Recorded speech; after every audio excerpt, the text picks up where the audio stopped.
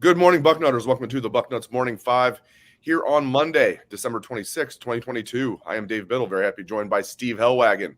Hope everyone had a great Christmas yesterday, and now it's game week. Laser focused on Ohio State versus Georgia. Steve, the Buckeyes arrived in Atlanta last night. We're going to get into the nuts and bolts here, but just overall, what's kind of your vibe here? How you feeling 5 days away from this game? Well, that's a good question. I mean, I think for the longest time you've had that sour thought in your mind that, man, is this a mismatch? Is this two teams that are going in opposite directions? Is this Ohio State team capable of regrouping and getting back to playing great football? And, you know, I guess there's some skepticism, there's some optimism. You just don't know what to feel or what to think.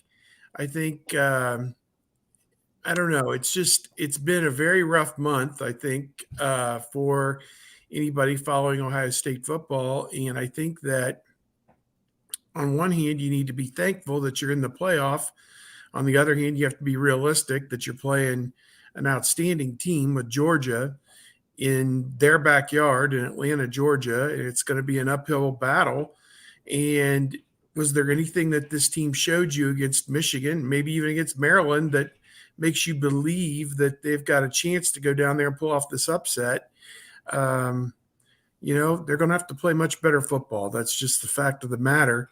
And, I can't say that I've heard or seen anything yet that really gets me so excited that I want to see this team play Georgia. But maybe this week something will happen or I'll change my mind. I don't know. All right, so let's get into it. So let's start with the Georgia offense, and we'll get into the Georgia defense. So Georgia's offense, it's interesting. They've got obviously two unbelievably great tight ends, probably maybe the two best in America, right along with Mayer from Notre Dame. Those are the top three, and Georgia has two of them. They might have the two best. So they're fantastic. Stetson Bennett, we know about him, 26 years old or however old he is. But he's become like a very good college quarterback. I don't know if he's an NFL quarterback. He might be a backup in the NFL, but he's turned himself into a good college quarterback.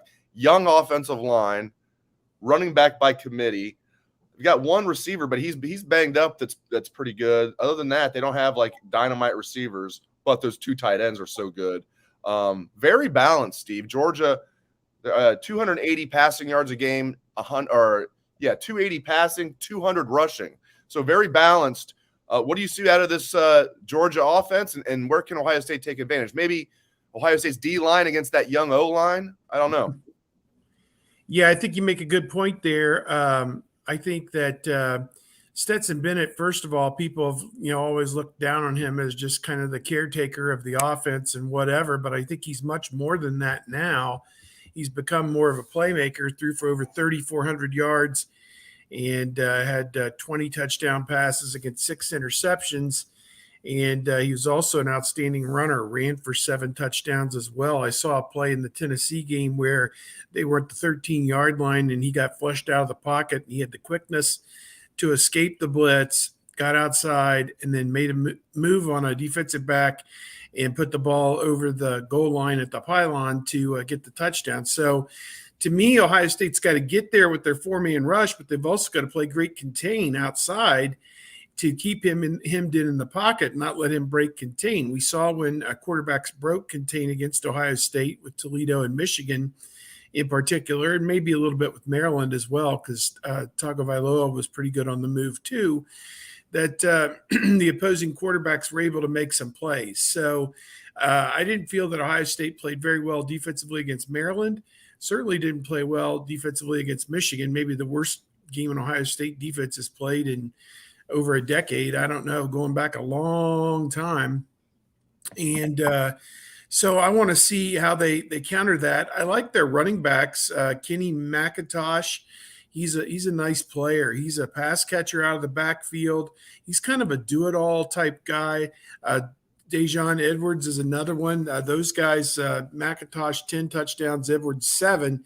But you hit on it. The whole backbone of this offense excuse me, as I try and clear my throat, is Brock Bowers, the tight end, and his fellow tight end, Darnell Washington. And Darnell Washington, I'm just calling up here what he's listed at. It's very interesting. Darnell Washington is listed at 6'7", 270 pounds, and he runs really well. He is a projected first-round NFL draft pick, 6'7", 270. He only had 26 catches for 417 yards and 2 touchdowns this year. Doesn't sound like much, but when he makes a play, he makes a big play. So to those two guys, Bowers and Washington, Ohio State safeties aren't that big. I mean, when you look at them across the board, all in that 6 foot 195 range or 200 range, whatever, are they going to be able to cover and tackle these guys, these very explosive tight ends that Georgia's got? I don't know if Steel Chambers and Tommy Eichenberg can get the job done. I'm not sure who can. So that's a big, big question for me, Dave, going into this game, is how Ohio State contends with what you're going to see at the tight end position. And, I think Ohio State's defense has a lot to prove after that last game that they played against Michigan, where all the calls seemed to be wrong, and the tackling wasn't good. The coverage wasn't good. There was no pass rush. So I don't know, Dave. They need to play, as I keep saying, I keep coming back to it, they need to play a lot better football than they did the last time out. Yeah, much, much better. And they need to play loose. Ryan Day said it himself. You can't play tight, which was basically his way of admitting that they played way too tight against Michigan, which I like that he came out and said that. He didn't say we played too tight against Michigan, but for him to come out and say it the way he said, like, we're done playing tight. We're done playing, whatever he said. I'm paraphrasing, but you know what I mean. Basically, he said we've got to play aggressive. We got to play loose. Absolutely. It's got to be that Clemson game plan from 2020 where they came out there and just took it to Trevor Lawrence and the Tigers. All right, so we know Georgia has a great defense, obviously, but they're not as good as they were last year.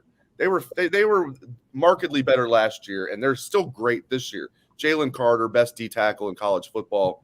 They've got 2 great safeties. They play man press. I mean, their corners might not be like highly rated, but like still they're physical. They're going to play man press. We'll see how Ohio State does with that. Not a balanced defense, though, Steve. They're excellent against the run. They're susceptible against the pass. I find this interesting. Number 1 in the country, the Bulldogs are in rushing defense. Number 51 in passing defense. That's very interesting to me. Very interesting. Number 51 in pass defense. Go. Well, you think about Ohio State's going to be without TreVeyon Henderson, so part of their running attack isn't going to be there. They're going to lean heavily on Mayan Williams, you would think. It's unclear whether Dallin Hayden, who was, not used against Michigan for reasons that continue to remain unclear, would play, or Chip Trayanum. But Mayan Williams, they're going to try and establish the run with Mayan Williams, and we'll see if that works. C.J. Stroud doesn't really show that he's ever going to run the football for Ohio State, so, scratch that part of the offense out.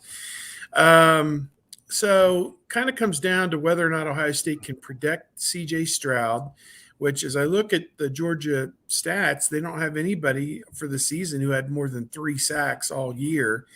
So that, perhaps they'll have a decent enough chance to protect the passer here, and he will have time to make some plays downfield. LSU certainly did that, threw for over 500 yards in their game. A couple of the names that are going to come up, Jalen Carter, a defensive lineman for Georgia, he's projected as a top 5 pick because he's a guy that can collapse the pocket. And it's going to be a tough game, I think, for Luke Whippler at center going against Jalen Carter, who is just, again, as we say, one of the top prospects for the draft, 6'3", 300-pound defensive lineman, originally from Apopka, Florida. And they grow them big down there in Apopka, Florida. So we'll see what the Buckeyes can do against Jalen Carter. He's just a tremendous defensive lineman. And the other one is Keely Ringo, who a lot of people thought was one of the top corners in the country. He may also be a first-round pick. I think Georgia's got 4 or 5 first-round picks on this team. And So to the Buckeyes probably have 3 or 4 at the most. Keely Ringo, he gave up some plays in the LSU game, but he's also had a big interception against Alabama in national championship game last year.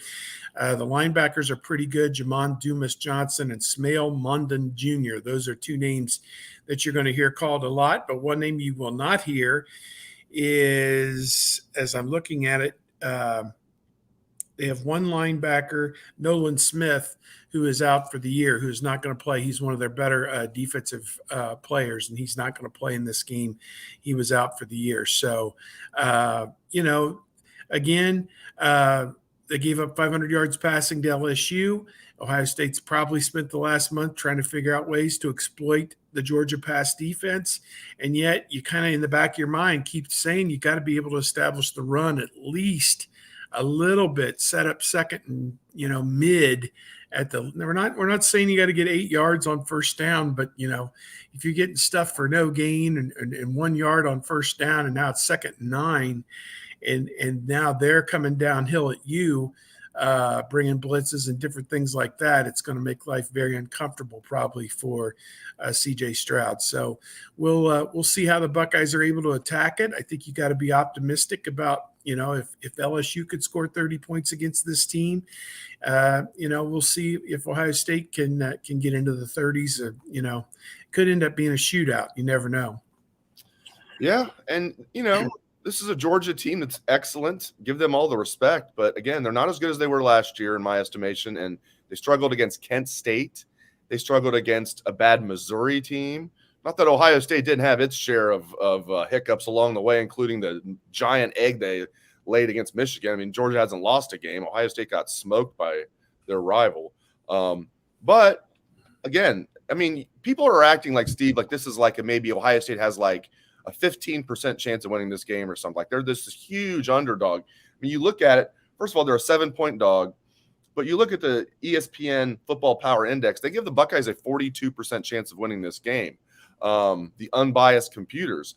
That sounds about right to me. In fact, I give it, it feels like almost like a coin flip game to me. Ohio State is so dangerous when they are doubted, when they're an underdog. It's so rare. And maybe Georgia's going to be taking them a little light. I keep saying this. Where are you at? Like, what if you had to put a percentage chance on it? What percentage chance do you give the Buckeyes a win in this game? 30, 40 maybe. Yeah, in that range.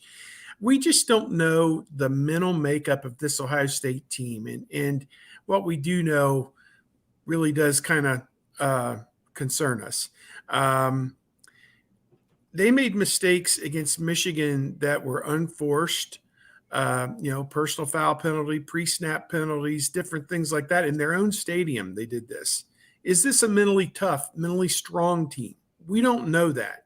They beat up on a lot of bad teams this year, Dave. And I think that some of that ESPN computerized stuff could be a result of some of the lopsided scores, like Indiana, what was it, 56-14 or something, or whatever the score was. I mean, they beat up on a lot of bad teams. They had game control. That's great. Didn't trail a lot, in the course of the season. So all those things are good, provided you can get out to a quick start, provided you can establish the run, provided you don't beat yourself, with penalties and negative plays and different things like that. So, I want to know the mental toughness of this team. We're going to find out. Either they are or they aren't. Everything they talked about, competitive stamina, all this stuff, the Michigan game really took a big chunk out of all that bravado that they've displayed. Oh, they made us mad. They beat us last year. We're going to do this. We're going to do that. Well, it's put up or shut up time now. I mean, there is no tomorrow. If you don't win this game, it's over. And it's a long off season after that. And a bunch of guys will be going to the NFL and a bunch of guys will be considering their future. And I just want to see a cohesive, 85-man unit, 100-man unit, however many people are on this trip, all of them, I presume. I want to see a cohesive unit that is dominant as they can be against a great opponent in all 3 phases of the game. That's what I want to see. That's what I would expect to see in a situation like this. And I guess until I see it, I'm just a little skeptical about it. So, I don't want to overreact to the Michigan game, but But it was more than that, though, is your point, I think. I mean, the previous week they struggled against Maryland. Okay. Yes. Penn State was a coin flip game late until JT took it over. Okay. Yes. They struggled against Notre Dame, and eventually they won that game. But, and by the way, speaking of Georgia's tight ends, people will say, well, Ohio State did well against Michael Mayer. True, but there was only one Michael Mayer. There wasn't two. And Notre Dame had a quarterback that couldn't throw the ball. And again, Stetson Bennett, like we were saying, he might not be like Peyton Manning, but he's turned into a very good college quarterback. He can throw the ball. He's a lot better than Notre Dame's quarterbacks were this year. So, but you're right. It wasn't just the Michigan game. There were signs, ominous signs leading up to the game that people, myself included, overlooked. Oh, they were looking ahead to Michigan. That's why they didn't play well against Maryland. Oh, Ryan Day's saving stuff for Michigan. That's when CJ is going to finally run. None of it happened. So I understand your skepticism. I get it. I mean, is Jim Knowles going to have a plan on defense? That plan against Michigan, I don't know. You can lay it at the feet of the players for not executing it. How about not putting together a plan that your players can't execute? And then adjust. And then adjust. Yeah. And then on the other side, the play calling, when you get first down in the red zone, you need to put the ball in the end zone. And they didn't do that against, Michigan. They had I've repeated it, the one at the 40 and the one at the 15. Both times they didn't even make an effort to score a touchdown either time. So I don't know. When you get these opportunities against Georgia, you better cash them in because field goals aren't going to beat this team. So unless Noah Ruggles hits one with no time remaining on the clock, then that would be a fun way to beat this Georgia team.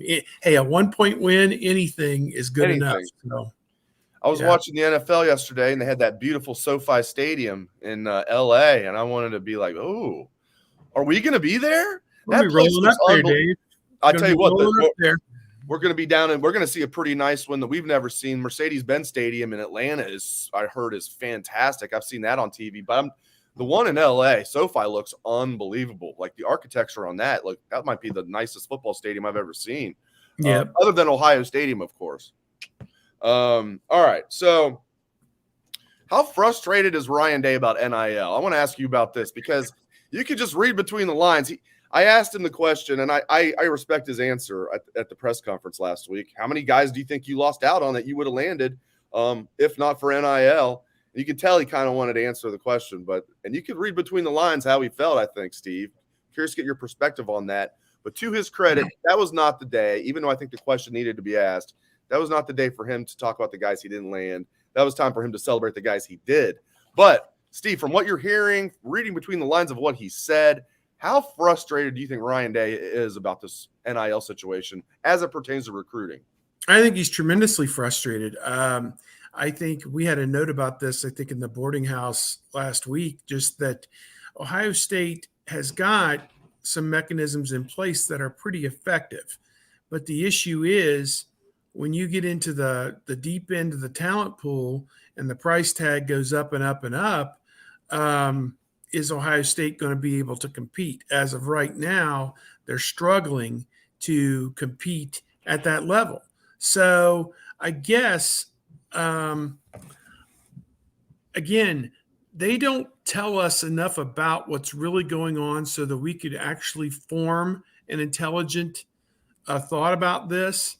I think there's a lot of this that they don't want people to know about because, on one hand, I don't think anybody fully understands what the rules are or what the rules are going to be. And you don't want to be accused in hindsight of doing something that you weren't supposed to do. And, the recruits themselves, Logan Keenholz made the comment, I could have made more in NIL had I gone to Washington than if I'd come to Ohio State. I mean, that kind of tells you, as you kind of color in around the lines of what is this whole thing all about? It sounds like that there are mechanisms in place, either through the assistant coaches, the head coach, or third parties, which are not supposed to be part of the recruiting process, that are conveying to prospects exactly how much money that they can make going to each school, which is not how it's supposed to be. So the transfer portal for the good players has become buy them, if you want, buy a player. And, I guess that's the state of the world that we're living in 2022. I mean, I could go on this diatribe forever, but it's the colleges, the athletic directors, the university presidents, and the conference commissioners that allowed this to happen. So, they're the ones who are at fault, not the NCAA. The NCAA works for them. They don't work for the NCAA. So,